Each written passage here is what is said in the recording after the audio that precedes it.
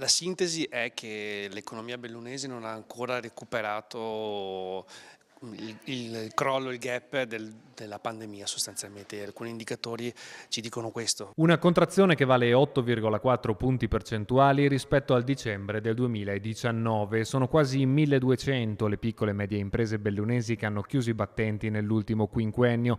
Particolarmente penalizzato il commercio, meno 19%, la logistica, meno 17% e artigianato, meno 9,2%.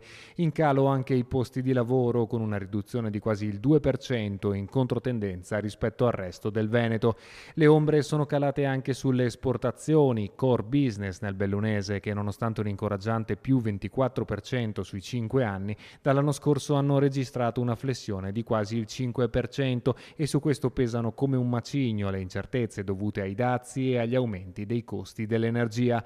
A fotografare lo status dell'impresa nei territori della montagna, lo studio condotto da Appia CNA, presentato al Teatro Dino Buzzati a Belluno in occasione dell'80° anniversario dell'associazione. Dobbiamo lavorare sul valore aggiunto, dobbiamo lavorare sulla burocrazia e dobbiamo lavorare sulla competitività delle imprese, perché fare impresa in territori come questo è difficile, ma senza il valore aggiunto è praticamente impossibile. A preoccupare, oltre all'instabilità del quadro geopolitico globale, è soprattutto la contrazione del credito alle piccole imprese, che ad oggi vale 230 milioni di euro in meno sui 5 anni nella sola provincia di Belluno, con pesanti ricadute sui processi di rinnovamento e innovazione.